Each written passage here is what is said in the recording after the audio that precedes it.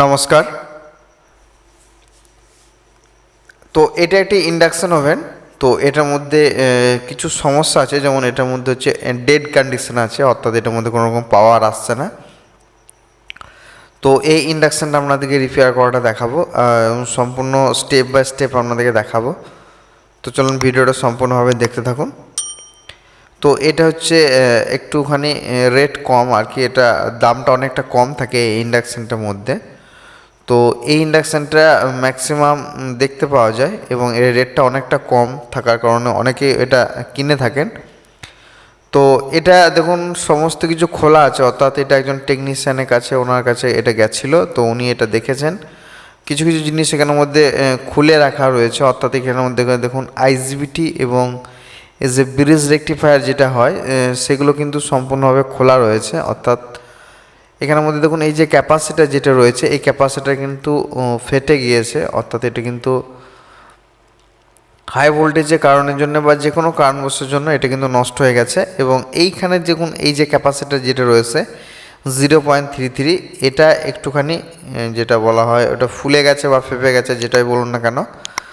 তো এটা মাঝখানটা একটুখানি এরকম পজিশন হয়েছে, অর্থাৎ এই ক্যাপাসিটারটা কিন্তু সম্পূর্ণভাবে ঠিকঠাক নেই। তো আমরা এখন এই দুটো ক্যাপাসিটারকে আমরা অলরেডি চেঞ্জ করতে হবে আমাদেরকে। তো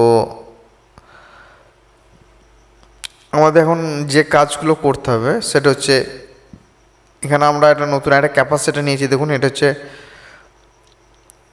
5 mm একটা ক্যাপাসিটার। তো এটা হচ্ছে 5। তো এই ক্যাপাসিটার আমরা এখন এটাকে সোল্ডার করব। তো আমাদের একটা ক্যাপাসিটার সোল্ডারিং কমপ্লিট হয়ে গেছে।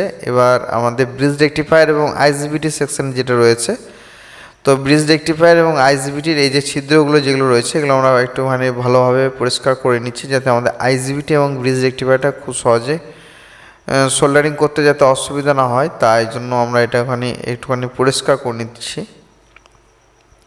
তো মোটামুটিভাবে আমার কিন্তু এটা ছিদ্রগুলো কমপ্লিট হয়ে গেছে।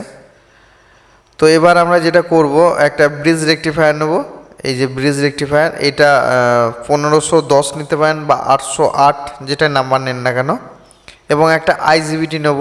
এই আইজিবিটিটা আপনাদেরকে নাম্বারটা দেখিয়ে দিই। এটা হচ্ছে কিন্তু একটা 15 অ্যাম্পিয়ারের একটা আইজিবিটি। তো এখানে 15 অ্যাম্পিয়ার আইজিবিটি ইউজ করলে যথেষ্ট, কারণ এখানের মধ্যে 5 থেকে 6 অ্যাম্পিয়ার মতন এটা কারেন্ট কনজাকশন নিয়ে থাকে। তো এটা 15 অ্যাম্পিয়ার আইজিবিটি দিলে এটা যথেষ্ট। তো এখন আমরা একটুখানি ভালো কোয়ালিটির থার্মাল টাইপের যে ধরনের এটা পেস্ট বলে থাকি আমরা, আপনাদের কোনো আলাদা কিছু নাম থাকতে পারে। তো যাই হোক, আর এই যে আমাদের হিটসিঙ্ক প্লেট যেটা রয়েছে, এই যে হিটসিঙ্ক প্লেটে দেখুন অলরেডি একটা আইজিবিটি রয়েছে। তো আমরা এখন হিটসিঙ্ক প্লেটটাকে ভালোভাবে পরিষ্কার করে নিয়েছি। এবার এটাকে আমরা স্ক্রুগুলোকে টাইট করব, এবং টাইট করার সময় অবশ্যই মনে রাখতে হবে আইজিবিটি এবং ব্রিজ রেকটিফায়ার দুটোর জন্য খুব ভালো মজবুতভাবে টাইট হয়, কারণ এটার মধ্যে কোনো রকমভাবে লুজ রাখা যাবে না, কারণ এখানে প্রচণ্ড পরিমাণে হিট হয়। তো যে কারণের জন্য এটা কিন্তু ভালোভাবে টাইট করতে হবে, তাতে সমপরিমাণ হিট যাতে হিটসিংয়ের মধ্যে চলে আসে।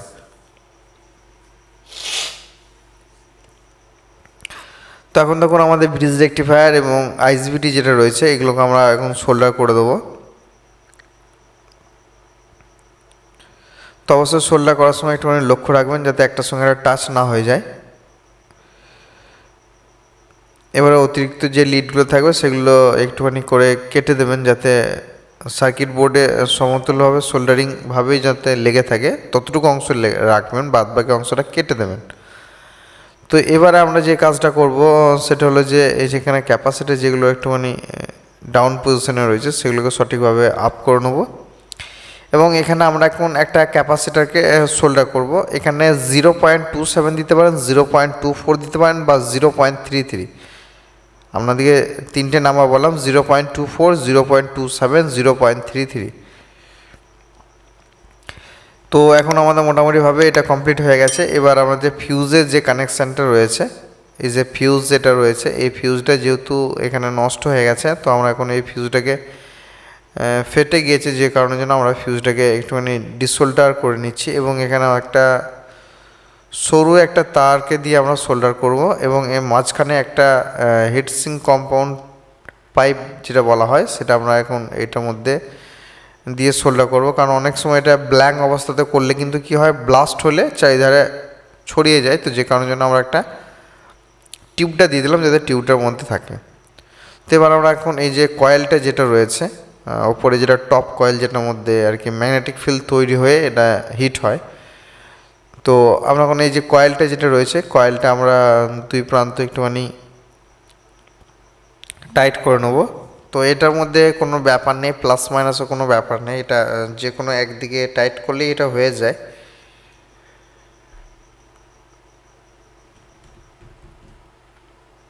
তো মোটামুটিভাবে এটা কিন্তু কমপ্লিট হয়ে গেছে আমাদের। এবারে যে কাজটা রয়েছে আমাদের এটা চেকিং করতে হবে, তার জন্য নিচের পজিশনটা আমরা একটুখানি পরিষ্কার করে নিলাম।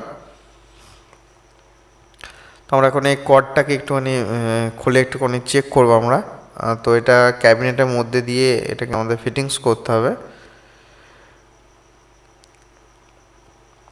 তখন এইটা ক্যাবিনেটের মধ্যে এটাকে আমরা জাস্ট এমনি চেক করার মতো ফিটিংস করবো আমরা, কমপ্লিটভাবে এখন করবো না, কারণ এটার মধ্যে দেখবো আমাদের হিটিং সিস্টেমটা ঠিকঠাকভাবে কাজ করছে কি না।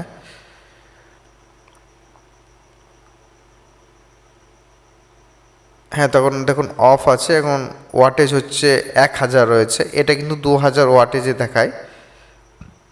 তো এখন দেখুন এটা কিন্তু হিট হবে, একটুখানি সময় লাগবে। তো এটা এখন দেখুন সম্পূর্ণভাবে হিট হচ্ছে। আমি একটুখানি স্পিড করে দিলাম যাতে আপনাদের টাইমটা একটু কম লাগে। তো দেখুন এটা কিন্তু সম্পূর্ণভাবে এখন হিট হচ্ছে। তো ভিডিওটি কেমন লাগলো অবশ্যই জানাবেন, আর কী ধরনের কন্টেন্ট পছন্দ অবশ্যই আমাকে কমেন্ট করুন। দেখাবেন নেক্সট কোনো একটা ভিডিওতে। ততক্ষণ আপনারা সকলে ভালো থাকবেন, সুস্থ থাকবেন। নমস্কার। এটা এখন অফ করে দিয়েছি আমরা।